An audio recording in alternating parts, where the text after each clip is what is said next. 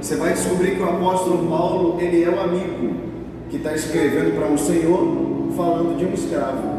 O apóstolo Paulo, ele é um amigo que está escrevendo para um senhor falando de um escravo. Você vai descobrir pela carta que Onésimo, ele é escravo de Filemão. E Filemão é amigo de Paulo. Onésimo é escravo de Filemão e Filemão é amigo de Paulo. E você vai descobrir também que um certo dia, Onésimo, ele resolveu fugir da casa do seu senhor Filemão. Ele quer ir embora. Onésimo não quer ser escravo, Onésimo não quer ser preso. Então ele resolve fugir. E a motivação em ser livre está certa. Ele não quer viver preso ali. Mas a forma que ele escolheu para fazer isso está errada. Por quê, pastor? Porque ninguém é livre fugindo. Entenda isso aqui: fugir não liberta ninguém. Principalmente nesse caso que ele teve que enganar. Liberdade você não ganha enganando. Liberdade você conquista obedecendo. Libertação não acontece quando eu fujo daquilo que me prende. Libertação acontece quando eu obedeço àquele que tem poder de me libertar. E eu não sei se você sabe, mas nessa época aqui existia uma lei chamada Lei de 7 anos. O que significa isso? Êxodo capítulo 21 diz que um homem, ele poderia trabalhar para outro homem como escravo durante 6 anos, mas no 7º ano ele teria que ser livre. Ou seja, trabalharia 6 anos ininterruptos, e no 7º ano ele poderia ser livre, ele poderia ir embora. Porém, se porventura esse escravo amasse a casa do Senhor, ou amasse o Senhor da casa, ele poderia optar por sua livre e espontânea vontade em ficar na casa do Senhor. Porém, se ele optasse em ficar na casa do Senhor, ele teria que passar por um procedimento, ele teria que ser marcado. É daí que vem a expressão escravo de orelha furada, porque a marca ia dizer que ele não está na casa por obrigação, mas está na casa porque ama a casa e o Senhor da casa. Você sabe qual é a verdade? A verdade é que ninguém obriga a gente a vir aqui. Ninguém obriga a gente a fazer cultos, a participar de cultos regulares, a fazer campanha de 7 semanas. Ninguém te obrigou hoje a sair da tua casa mais cedo e vir para esse culto de consagração, o último culto do ano. Então, pastor, se ninguém me obrigou, por que eu vim? Porque você é marcado. Eu gosto quando Jesus prega uma palavra mais forte, os discípulos começam a ir embora e Pedro fala uma coisa que só quem é marcado pode dizer. Ele diz: a quem iremos nós? Para onde nós iremos? Só tu tens palavras de vida eterna.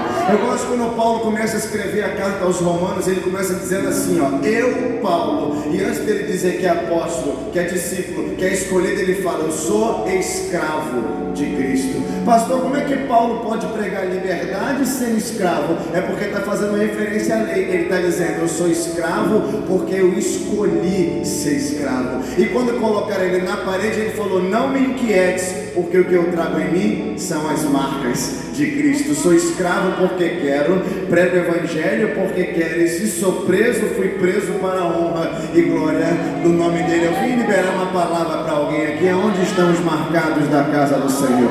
Quando você é marcado, pode vir afronta, pode vir problema, pode vir muralha, pode vir inimigo, mas nada tira você da presença. Eu estou sentindo a presença dele aqui. Eu preciso liberar isso aqui para alguém. Quando você tem uma marca, aconteça o que acontecer, venha problema que vier, se levante quem quiser se levantar, mas toda terça-feira de manhã eu estou lá porque eu carrego uma marca, é a presença. Será que tem alguém marcado aqui? Levante as suas mãos. Eu tenho uma palavra para a sua vida hoje. Todo mundo que carrega uma marca permanece na casa do Senhor.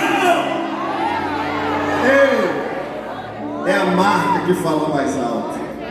Eu gosto quando Jacó ele mente para o pai, engana o irmão, segue as ordens da mãe e acaba fazendo besteira, foge. Quando ele foge, ele vai morar com um tio, Labão cobra salário, troca o salário, faz ele trabalhar 14 anos para casar, até que ele decide voltar. Quando ele volta para fazer as pazes com Esaú, e no meio do caminho ele passa por um vale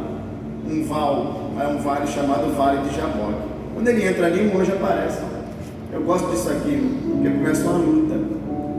Só que uma luta que durou a noite inteira e não precisaria, poderia durar 1 minuto. Por que, pastor, durou a noite inteira? Porque tinha divergência de ideias. Jacó agarrou o anjo e falou: não vou te largar até você me abençoar. E o anjo está olhando para ele dizendo: cara, eu quero mudar teu nome. Jacó dizendo: eu quero um carro. E o anjo dizendo: eu quero te dar um legado. Você está querendo pagar um boleto, eu quero mudar a tua geração. Está preocupado com um problema aqui? Eu quero dar uma história para a tua família. Eu quero trocar o teu nome. Eu quero colocar teu nome na nação e ninguém nunca mais vai esquecer de você. Aí tem uma hora que o anjo cansa, toca na juntura da coxa e Jacó sai como daquele encontro? Como? Mancando, não marcado. Porque toda vez que Deus marca você por dentro, você reflete por fora. Quem olhasse para ele ia falar: Jacó está diferente, o que houve? Está mancando? E ele dizer: mancando não, Deus me marcou. E quando Deus marca alguém, muda jeito, muda a fala, muda a vida, muda a mentalidade, muda a vida financeira. Não sei como você cruzou aquelas portas, mas eu vim aqui nessa última consagração do ano de 2022 para te dizer: vai voltar para casa carregando uma marca e uma palavra sobre a tua vida. Ei, se prepara, eu vim com uma palavra profética. A partir de hoje, a marca vai falar mais alto do que os teus problemas, do que os seus conflitos, do que os seus pecados, porque quando Deus marca alguém, esse alguém nunca mais é a mesma pessoa. Tem alguém para receber essa palavra aqui? Ei, se prepare, todo mundo vai saber que você é marcado de Deus. Isso, aplauda ele. Agora veja, o que Onésimo faz? Ele foge. Aí, escute isso aqui. Enquanto ele está fugindo, ele vai preso. Só que ele vai preso no lugar onde o apóstolo Paulo está preso. Então ele vai preso no mesmo lugar que Paulo estava. Só que escute isso aqui é muito poderoso. Porque eles estão presos no mesmo lugar, atrás das mesmas cadeias. Só que existe um abismo de diferença entre eles. Qual é, pastor? É que Onésimo está preso e é preso, e Paulo está preso e é livre. Pastor, como assim? Porque a minha Bíblia diz que é onde o Senhor Jesus está, ali a liberdade. Pastor, o senhor pode provar isso na Bíblia? Posso. Paulo vai preso em Atos 16 de novo, só que agora ele vai preso com Silas, não é? E aí a Bíblia diz que ele está amarrado, pastor Wallace, no cárcere inferior. Por volta de meia-noite ele começa a adorar a Deus, todo mundo conhece o texto. Ele começa a adorar, um terremoto desce. Os alicerces das prisões se movem, as cadeias caem. Quando as cadeias caem, o carcereiro que está do lado de fora vê aquela situação e ele pega uma espada para se matar. Por quê? Porque o preso é responsabilidade do carcereiro. Se o preso foge, o carcereiro paga com a vida. Então ele pega uma espada para se matar, e quando ele vai se matar, ele escuta uma voz de dentro da prisão falando: não faça tal coisa, porque ainda estamos todos aqui. Quando ele escuta isso, ele não se mata, mas ele faz uma pergunta para Paulo e fala assim: o que eu faço para ser salvo? Olha para cá, irmão. O carcereiro está do lado de fora, perguntando o que faz para ser salvo para quem está do lado de dentro. Porque o carcereiro está fora, mas é preso, e Paulo está dentro, mas é livre.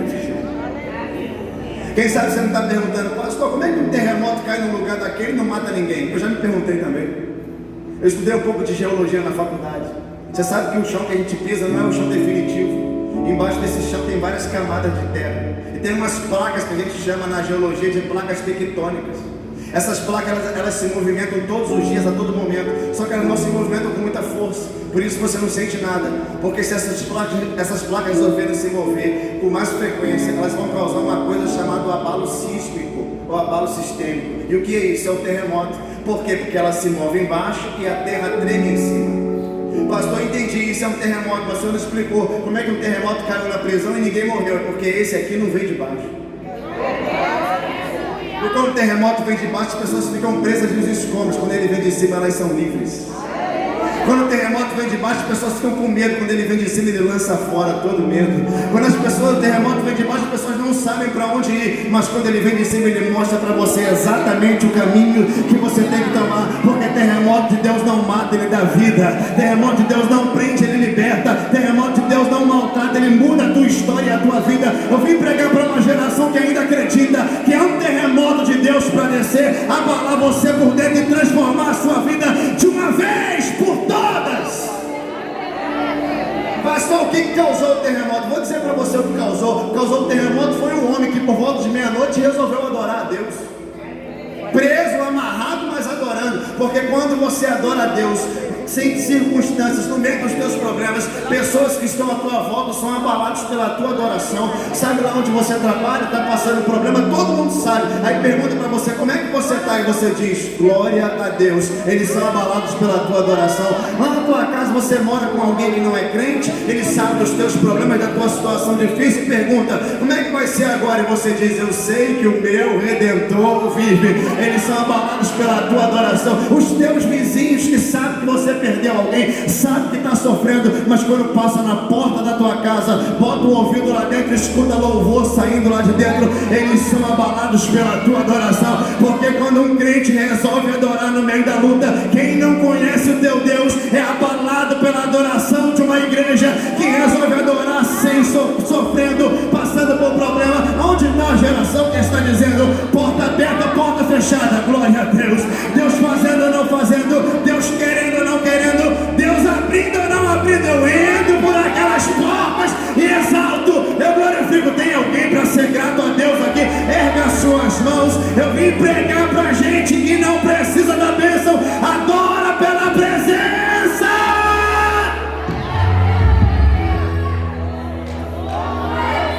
Oh, estou sentindo ele aqui. Aí veja, deixa eu ficar aqui em cima pra você me ver melhor. Ele vai preso, ok? Paulo começa a pregar para ele. Irmão, Paulo é tão livre, que Onésimo quer o que ele tem, mesmo ele sendo preso. Olha a trajetória de Onésimo. Olha isso aqui, pastor Wellington. O cara foge para ser livre e acaba sendo preso. E dentro da prisão, ele descobre a verdadeira liberdade. Onésimo foge para não ser escravo de Filemão e acaba virando escravo de Cristo. Porque a nossa liberdade não está ligada aos lugares que nós andamos, mas ao Senhor que nós servimos. Porque a minha Bíblia diz que se o Filho do Homem vos libertar, verdadeiramente sereis livres. Você nunca parou para pensar que tem verdadeiramente aqui? Eu já pensei, essa palavra é desnecessária. Porque se o Filho do Homem vos libertar, você é livre. Mas por que tem verdadeiramente? Porque tem gente que acha que é livre, mas é preso. Acho que é livre porque vai onde quer, porque anda onde quer, porque compra o que quer, porque viaja para onde quer. Mas quando você bota a cabeça no travesseiro, quem está falando para você aqui é um ex-preso da vida, que bota a cabeça no travesseiro e pensa assim, ele tinha razão, eu estou preso a esse problema, eu estou preso a esse vício, eu estou preso a esse pecado, eu estou preso a essa situação que aconteceu há 10 anos atrás, eu estou preso a essa traição que eu sofri. Mas que bom que você veio aqui na última consagração do ano de 2022. Por quê? Porque eu vim pregar um Deus que quebra cadeias. E na eu preciso liberar isso aqui para a tua vida. Hoje é um dia que cadeias terão que cair. Se prepare para ser verdadeiramente livre. Pastor, eu sou livre, mas lá em casa tem gente que não é. Então leve a liberdade para casa, leve a liberdade para a tua história. Ei, as cadeias não resistem à presença daquele que venceu a morte. Será que tem alguém para levantar a mão aqui hoje? Eu vim liberar uma palavra profética, aonde o meu Deus entra, nenhuma cadeia permanece. Onde são os livres, os alcançados pela graça, aqueles que são verdadeiramente livres. Faz um barulho aí. Eu estou sentindo ele aqui.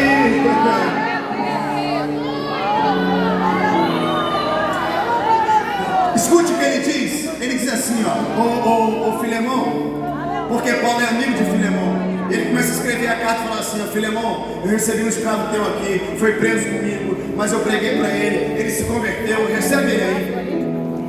Mas ó, recebe ele como um filho. E ele diz assim, ó, a expressão é essa, ó, filho que eu gerei nas minhas prisões. Irmão, olha para cá, o cara está preso, amarrado, mas está gerando. Preso, mas gerando. Porque gerar não tem a ver com o ambiente que você está, mas com aquele que te faz gerar milagres. Porque não tem cadeias humanas que possam impedir a gestação do ministério de alguém.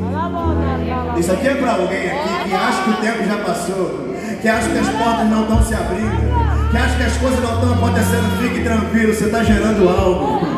Oh, estou sentindo ele aqui. Quando isso nascer, vai dar frutos e você vai reconhecer: eu precisava gerar para depois viver aquilo que Deus tem para fazer na minha vida. Ei, gere coisas poderosas. Deixa eu te falar um segredo aqui. Eu não recebo palavra negativa não, irmão. Às vezes aqueles profetas vêm com cara de mal na minha direção. Pastor, eu vi um vale na sua vida. Na minha mente eu falo assim: está repreendido. Pastor, eu vi um deserto. Eu digo: não. Pastor, o senhor não atravessa desertos? Não atravessa, mas tem diferença. Os desertos que Deus te leva e os desertos que você entra. Verdade. Os desertos que Deus te leva, os anjos descem para servir. Os desertos que você entra, você tem que sair com a tua própria força. Você que entra. Porque se você faz aquela cara de Cristo, quando ele vem na tua direção e fala assim: amém, você liga o que ele está dizendo. Você está concordando com aquilo. Você está trazendo a existência um deserto que talvez não era para existir. Pastor, você não recebe? Não, só recebo palavra boa. Como assim? Vai viajar? É verdade, eu recebo isso. Vai dar certo esse negócio, pastor? Vai dar certo. Pastor, seus filhos são uma bênção. Com certeza eles são, irmão. Pastor, eu vi o Senhor no ministério frutífero. Vai dar fruto, vai acontecer. Pastor, eu vi o Senhor com muita saúde. É verdade, meu irmão. Eu recebo, eu ligo essa palavra. Pastor, eu vi um tempo de prosperidade para a tua vida. Eu digo sim, vai ter um tempo de prosperidade. Não vai dar nem para contar o quanto nós vamos prosperar. Eu preciso liberar isso aqui para alguém. Nós estamos numa semana profética. Então pega essa palavra aí. Eu sei que 2020 foi terrível, 2021 pior ainda, mas você está vivo em dezembro de 2022. Então segura isso aí. Eu acredito que antes do 31 de dezembro há um Deus que pode te surpreender de maneira extraordinária. Tem alguém para pegar isso aqui? Ei, o nosso Deus não está preso a cadeias, ele é livre. Você serve ao Deus do impossível. Levanta a sua mão aí. Deus opera onde ninguém opera, faz o que ninguém pode fazer, muda o que ninguém pode mudar.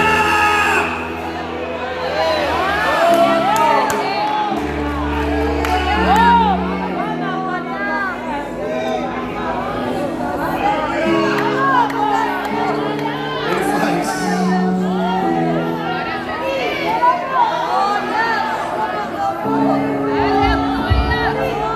Aí ele fala assim, ó, ele fala assim: receba ele aí, filho que eu gerei nas minhas prisões, porque antes ele te era inútil, mas agora ele é útil.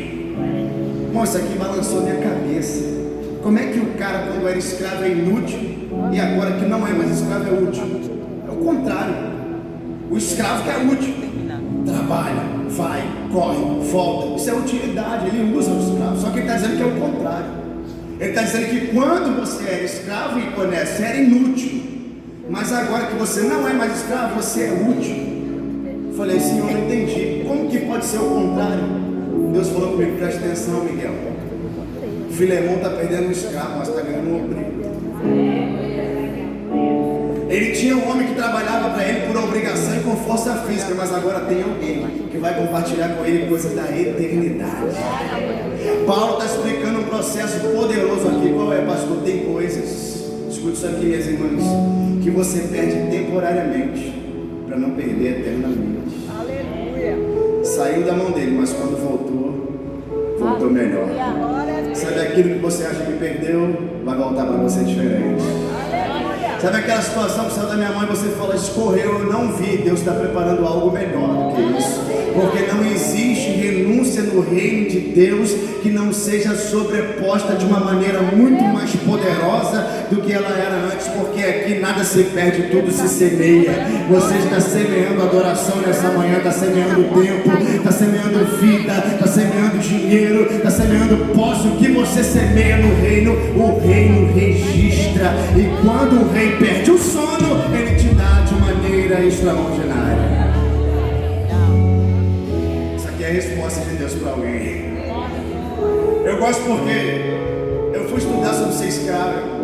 Devo ter ficado uns 3 meses com um cara nesse texto aqui. E eu sei que o escravo, quando foge, ele é recuperado, ele paga com a vida. Ou ele é espancado, açoitado, ele paga com a vida. Por quê? Porque quando ele sai, ele dá prejuízo. O escravo era o cara. Então ele está dando prejuízo para Filemão. Está fugindo, está dando prejuízo. E agora que ele volta, Paulo está escrevendo uma carta para dizer: olha, ele não te deve nada não. Está na minha salvação. E Deus começou a falar comigo: e você, Miguel, merece? Nós temos 16 igrejas no Parque Planetário da Penha. O pastor Wallace conhece. Eu preguei nas 16 já, elas estão no meu coração. Eu fui uma esses dias, alguns meses atrás. Uma daquelas que não sobe nem carro. Parece que aquela que tu dirigiu. Para o carro embaixo, ó. Vai embora. Eu lembro que ela tem uma escadaria muito grande. Quando eu cheguei lá em cima, irmão, eu cheguei assim. Tinha uma irmã de uns 80 anos. Ela pegou na minha mãe e falou: tá cansado, pastor?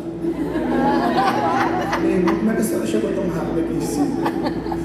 Ela: eu tô acostumada. Eu falei: misericórdia. Quando eu chego cedo na igreja, eu entrei. Quando eu entrei, tinha um obreiro, uns 12 metros de altura. Ele me recebeu e falou: pai do senhor, pastor. Eu falei: paz, irmão. Ele: pastor, não chegou ainda não, mas o senhor toma um café comigo? Eu falei: toma. Quando eu sentei na mesa com ele, ele falou assim: pastor, o senhor sabia que eu já fui preso? Eu falei: uma ótima coisa você me falar aqui em cima, obrigado. Estou muito tranquilo com isso. Muito obrigado. Valeu. Aí eu falei assim: você foi preso por quê? Ele falou assim: eu era líder de torcida de futebol. Eu tinha 120 homens na minha torcida. E um dia, pastor, a minha torcida brigou com outra torcida. E alguém da outra torcida morreu. Eu não estava nem lá, pastor, eu estava do outro lado. Mas como eu era o líder, eu fui preso. A minha esposa foi falar com a juíza. A juíza disse: seu marido é fulano de tal? Ela falou: sim, tá bom, ele vai pegar 20 anos. Pastor, eu fui preso no presídio, fui transferido para o presídio. Ele disse que quando chegou no presídio, um homem baixinho recebeu ele, pegou na mão dele e falou assim: pai do Senhor, vai. Ele disse que olhou para o homem, não entendeu nada. Entrou na igreja, entrou no presídio, o homem pregou para ele durante 3 meses. Ele falou: pastor, me converti, dos pés até o último fio da minha cabeça. E quando a minha esposa falou que eu ia pegar 20 anos, eu fui para o canto da cela e fiz uma oração. Eu falei: Senhor, se o Senhor me permitir sair vivo desse lugar, eu te sirvo o resto da minha vida com a minha família. Glória a Deus. Aí eu já comecei a chorar. Aí ele virou para mim e falou assim: pastor, chegou o dia do meu julgamento. A juíza adoeceu. Um juiz substituto veio no lugar dela e disse assim: você é fulano de tal? Ele falou: sou. Ele falou: 20 anos? Não, aqui é 2 anos você vai pegar. Primeiro ano você vai e volta no semiaberto, e no segundo ano você vai botar a tornozeleira eletrônica. Ele falou assim: está fechado. Ele começou a cumprir a pena dele e voltava, no segundo ano botou a tornozeleira. Ele falou: pastor, no dia de tirar a tornozeleira, no último dia da minha pena, eu coloquei o pé em cima da mesa. O homem estava tirando a tornozeleira, do meu lado tinha uma mesa de madeira. Uma mesa de madeira, tinha um homem do estado sentado no escrivão. Ele olhou para mim e falou assim: você é o preso fulano de tal? Ele falou: sou eu mesmo. Por quê? Ele disse: porque você é o preso de número 1000. Eu falei: e daí? E ele disse: é porque o preso de número 1000, que alcança os requisitos, ele ganha um indulto do Estado. E ele falou assim: tá, o que é indulto? Ele falou assim: é perdão. Glória, aleluia. Aí ele falou assim: mas eu já estou saindo. Ele falou assim: você não está entendendo, a tua ficha fica limpa. Glória a Deus. Escute. Aí ele falou assim: você quer? Ele falou: eu quero, assina aqui. Quando ele foi assinar, ele disse que estava escrito assim, ó: indulto da graça. Glória. Ele falou que rabiscou, entregou o papel para o cara, foi embora. Ele não entende dessas coisas de direito, ele não queria nem saber, ele queria ir embora para casa. 3 meses depois, irmão, ele falou assim: eu quero ir para a praia. Pediu o carro emprestado do cunhado, enfiou a família no carro, desceu a comunidade. Quando ele desceu, falou que tinha uma blitz, pastor Wallace. O policial falou: encosta. Ele encostou. Quando o policial chegou perto dele, ele falou assim: eu acho que eu te conheço. Ele falou assim: é possível. O policial falou assim: vou te fazer uma pergunta, vamos tirar você do carro e colocar você com a mão na parede. Você tem passagem pela polícia?